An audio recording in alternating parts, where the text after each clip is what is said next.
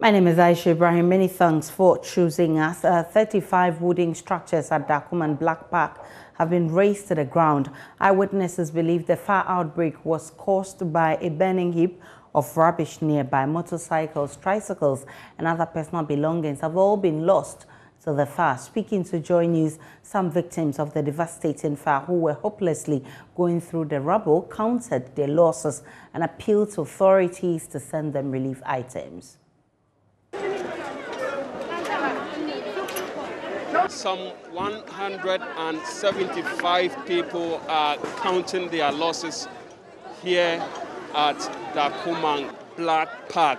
Motorcycles, tricycles, their shelter, everything they've worked for the past years have all been razed down.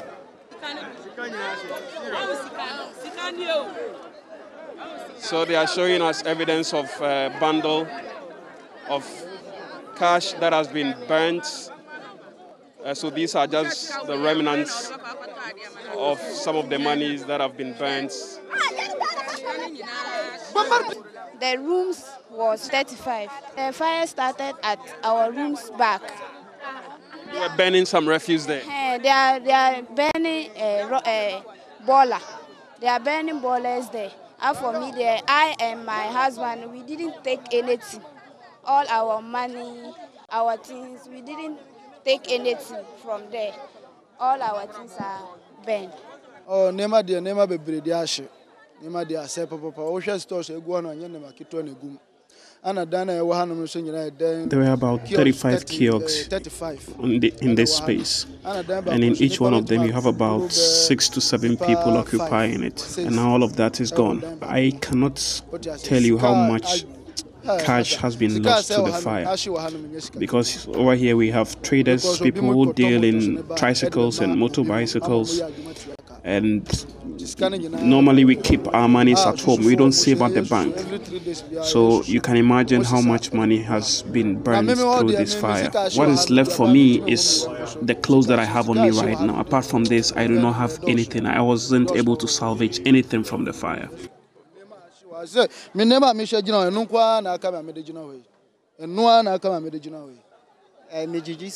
3 days be 1 million. And yeah, nipa 80. And I say, Nananka, Eba, no, my nyina mamma. Ti, many way crown a car, say, na can nipa back for. Tia, ya wa say, Anna, or mobile phrase, say, Jashi. Me Roshi Banj say, Bibiashi, me so my fashi or me fashi, the Namisha, me PN. And I'm discussing and our Janko 79 million. And I can nipa back for then 100 C's, but Bananka 80. 8,000 in Yina.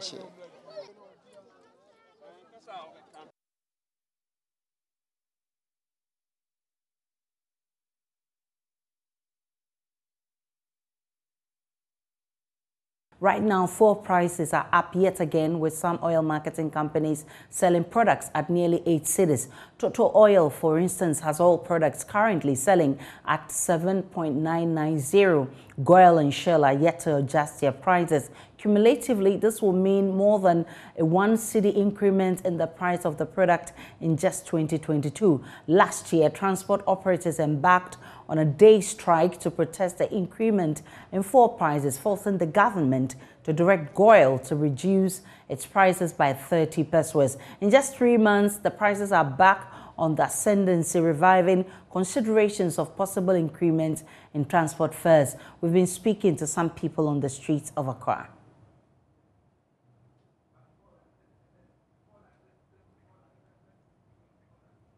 All right, before we get those sound bites from the streets, my colleague Justice Bedo has been interacting with motorists in Tamale.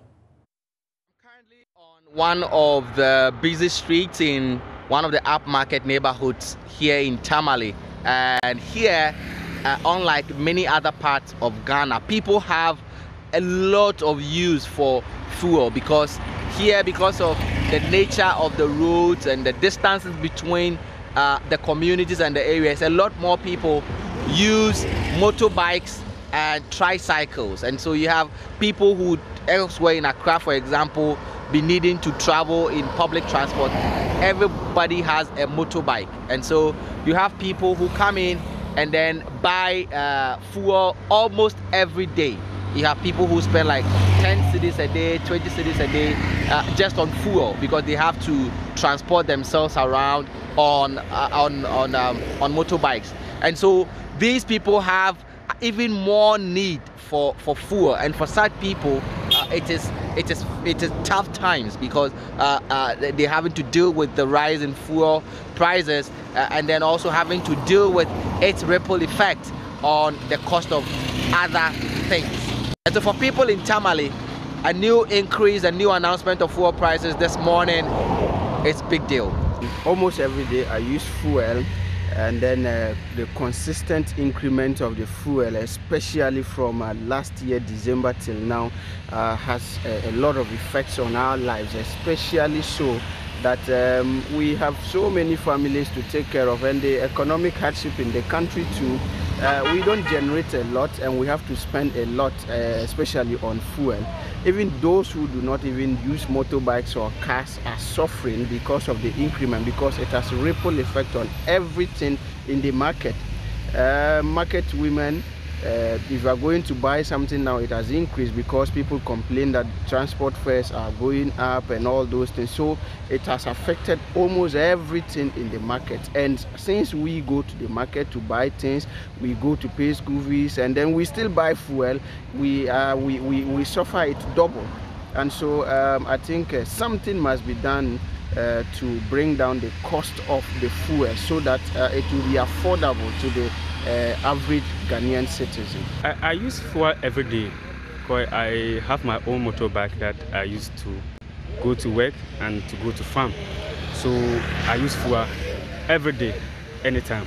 And of late, the fuel prices or increment have affected my budget in going to my workplace or farming, because I also use my motorbike to if you like, convey my food stuff from farm, and it's become very difficult for me to do so in a long period because of the increment of fuel prices. Right now, if I buy fuel 10 cedi, I can use it 2 days. From my place, from Nanton to Tamale, it can send me back to Nanton. I used to buy 5 cedi, 7 cedi from Nanton to Tamale, and I'll go back. But now if I buy 10 cedi, from Nanton to Tamale, I can go back. From Nanton, my home place, to my farm, I can't survive on that. So it has really affected my business, my work, and how I can continue to be in the farming business. Because these days, we farm very far. To get arable land to farm, you have to go far.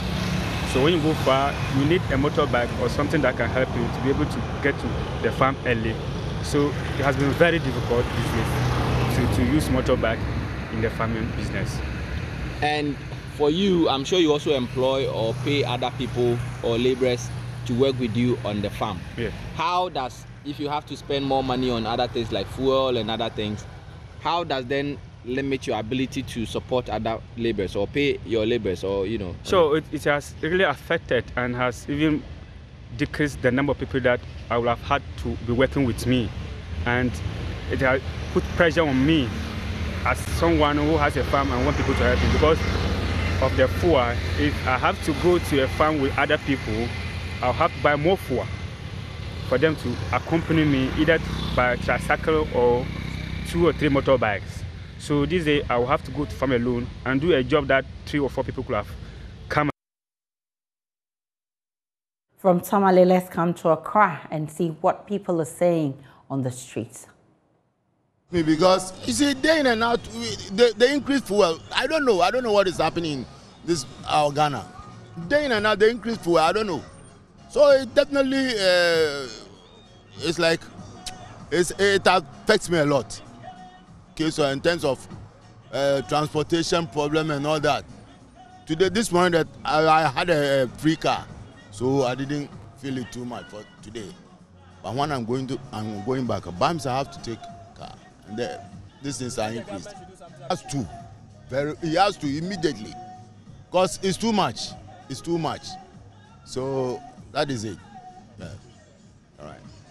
Because the passengers will talk. If you charge them, they will talk.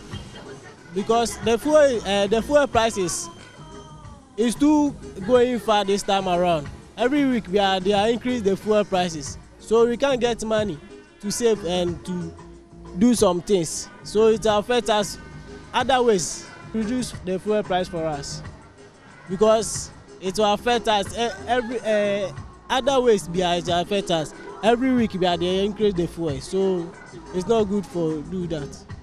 Every day they continue to increase these fuel prices. And this morning when I came, see how I've bought a fuel like 500, but it's not full out to the extent that I used to buy fuel. So I don't know what to do, and we don't know. Even everybody is complaining. Everybody is complaining. Even our boss too are complaining about this fuel matter. So we don't know what we want to do so that the government. So we are trying to plead to the government. It should make something about it so that we can see that everything is actually giving us a lot of problem, because my budget has become higher. The increment, because of the increment, so it has become higher, and I can't do anything about that. Oh, this time if you go work, you don't get anything because of fuel increment. You work, you take your money buy for all money you take buy for. You don't get anything to do anything. Some residents in Choko in the Blekuma South District so we'll be going to Choko shortly, but still on the fuel increase. We can speak with Muro Abbas, who is a spokesperson for the GPRTU, and we'll also be speaking with Duncan Amwa, who is Executive Director of COPEC. Let me start with you, Abbas Muro. Abbas, you have been protesting, you have been warning, and you have been meeting government over this. Yet we are here. We are seeing what we dreaded, almost 8 cedis per litre at the pumps. What do you intend to do about this? Yes, well, thank you very much, and good morning to all viewers. I think it is known to everybody. Last week we were at the negotiating table, of which we opted for 30% increment, and finally we were down to 20. Government was stick to 10%, of which we asked for postponement. Fortunately for us, there has been another upward prices at the pumps. So next week we are going back. It is good. All these things are happening. So I believe when we get back, we will get a very good price for our people. Don't forget that we think about our industry and think about the passengers as well. But this is just too much for us. It's just too much for us. We can't no longer bear the situation in which we are. Our industry is collapsing. So how do you intend to resolve this? How are you going to cope with this? Oh, we believe in dialogue. We always say this. It is our hope and belief that we shall get a very good bargaining percentage for our people. So this will result in increase in fares, right? Yes, we have no choice. We were aware that we started by scrapping out of some of the taxes and margins, of which government was not prepared to do that for us. We have no option than to come out with upward adjustment in lorry fares, of which we are negotiating now. So that's where we are. The last time you met with government, what was the assurance? We presented 30%, and government was stick to 10%. We said no. So it is, we asked for postponement to next week. You see, so we have to meet our people, of which we are doing that tomorrow. We have to meet them and present what transpired at the negotiating table before going back. Unfortunately, for us, we have experienced another upward adjustment, which has reinforced our argument So we strongly believe we shall get very good bargaining power back to our people. Let me bring in Dankana Moa, who is Executive Director of COPEC. Dankana Moa, I'm grateful for your time. I mean, we envisaged an increase, but not this fast. At least we're looking at the month end of March. Why are we here now? Well, Aisha, the same problem for which we've been discussing over a year now. Nothing is being done. Nobody is acting. Nobody is interested. And unfortunately, the ones to bear the brunt of all of this themselves are not even interested. The government, it continues to remain the single largest consumer, looking at how much fuel it has to pay for the police, for the military, for other security agencies and the work they do, Office of Government Machinery, ministries, departments, agencies, state-owned enterprises, appointees of the government who would need to be fueled to go about their duties. If it was 5 cedis, the cost will be less on government. When it's 8 cedis, you are almost doubling what you would have paid at 4 or 5 cedis. So clearly, the one to pay the highest price for all of this is the central government. Unfortunately, memos to the finance ministry has either not been read or been read and ignored completely. And so, no intervention, nothing, no policy direction as far as sustaining fuel prices for Ghanaians is concerned. Unfortunately, the commercial transport operators are also being held in the middle to ransom by the transport ministry. Let me put on record, that ministry has no business determining transport fares for our transport operators. That transport ministry, that era where we had price of petrol regulated, and so the finance minister comes to parliament to read the budget and indicates how much fuel will be sold for the year and indicates how much transport fare between Accra, Kumasi, Accra, Takrady, Accra, Cape Coast. You know, that era is long gone. You cannot deregulate fuel prices and say people should buy fuel at the pumps based on certain numbers. Then when the prices go up, they need to increase their fares. You say they should come and sit for a meeting. Meeting on what? Exactly. And so they themselves are probably also not getting the drift. But you cannot continue to go to a certain ministry that has no provision for your input cost and say that they should determine how much transport fare you charge. It is akin to telling the tomato seller, right, to sell his tomatoes for 1 cedi, because if you go to 2 cedis or 3 cedis, the people will suffer. If the input cost or variables are lower, the tomato price will be lower. If the input cost is way too high, you cannot expect them to continue to charge fares at the time when fuel prices was about 4 cedi, 70, 4 cedi, 80.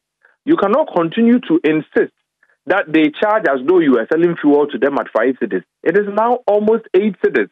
That era ought to end. I have told the transport operators they need to get a standard charging template, one that gives you an indication cost per head per kilometer, so that if somebody is boarding a car that does a 10-kilometer stretch and you know the cost per kilometer per head is 40 pesos, you know that is 4 cedis. You don't even have to go this back and forth. We'll give you 5 pesos, we'll give you 10%, we'll give you 20%, and now they themselves are also operating arbitrary.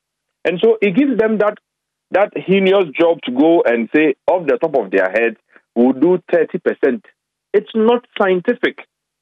Of all of this, Aisha, it is the poor person that is stuck in between. The finance minister's apparent negligence as far as fuel prices on the Ghanaian pumps is concerned is pushing all of us to a very difficult place. The transport operators are also held to ransom by a transport minister who would now have to sit with them and say, oh, we'll agree 10%. Fuel prices, just between the end of the year last year, 2021, as of December, we were selling fuel for around 6.6. As we speak, it's gone to about 8, almost 8. And so if you do the math, you are doing almost 20% just within the past 2 months. What else can you hold these guys to ransom for? And insist that they should charge 10%. I mean, Aisha, nothing seems to make sense anymore in this country. And the numbers that we throw about, unfortunately, is unscientific as far as the interaction between the transport ministry and the transport operators is concerned. Then back to the fuel price thing. Nothing is being done. Abbas Moro, let me ask you this, Abbas Moro. How soon are we going to see increase in fares?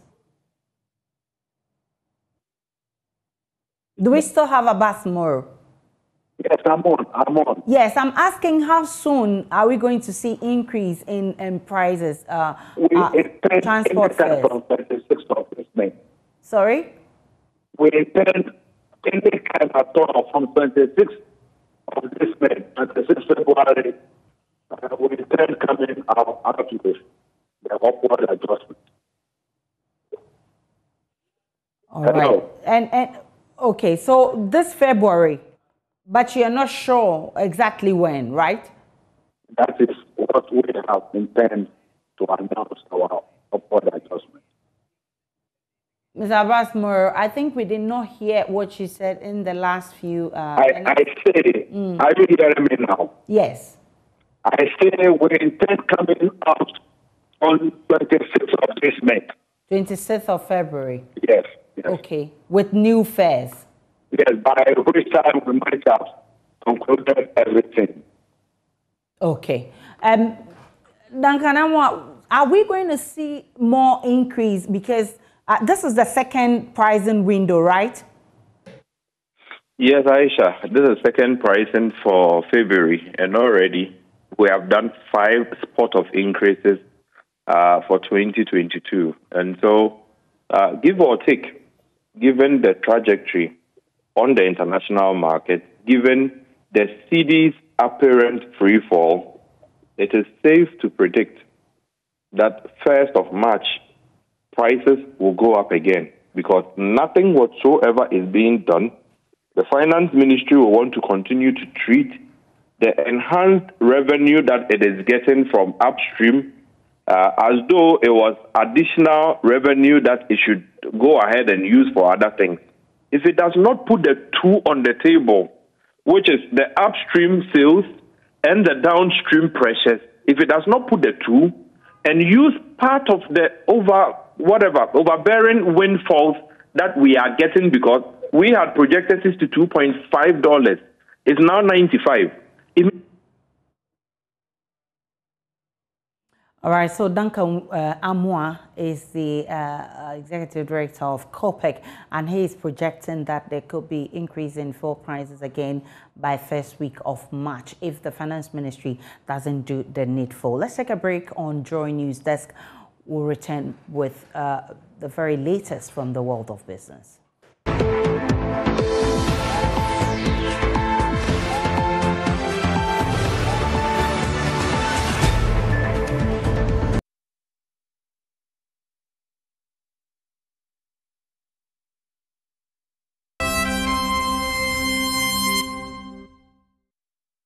Good morning, welcome to Business. My name is Darryl Kwao. The National Insurance Commission says it is working assiduously on the expansion of insurance coverage for both the public and private sector. According to Deputy Commissioner Michael Kofi, there are efforts to get people to understand the relevance of insurance. There is more in this report. The Deputy State Insurance Commissioner, Michael Kofi was optimistic about the growth of insurance in the country. However, he described the journey to get more informal sector workers on various insurance packages as tiring. But the prospects of the inclusive insurance package to get more informal sector workers has been positive.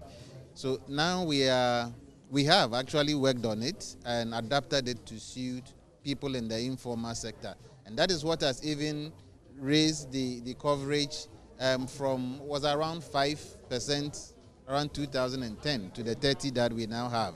So we've made some progress, but there's a lot more work to be done. Most Ghanaians operate in the informal sector. There are just a few of us who work in the formal sector. Most Ghanaians operate in the informal. So one thing we have done is to develop insurance. They used to call it micro, they now call it inclusive insurance. It's just to reach out to those in the informal sector so that they can also benefit from it. Dean of the University of Ghana Business School, Professor Justice Bawale, entreated the public to take advantage of various insurance packages to save them from unforeseen circumstances. Someone who runs a shuttle business, on a daily basis, you are in the process of making money. If you unfortunately get an accident, if you do not have a way to come back, that's definitely the end of you. So for those of us in business school, we are not only interested in how people create wealth, but we also are interested in how that wealth can be protected. And one way is what we just did together with our alumni association, to instead of just celebrating love through Valentine, we are celebrating how to protect what we love. The public lecture was under the theme, Insurance, an Integral Part of Household Wealth Management in Ghana.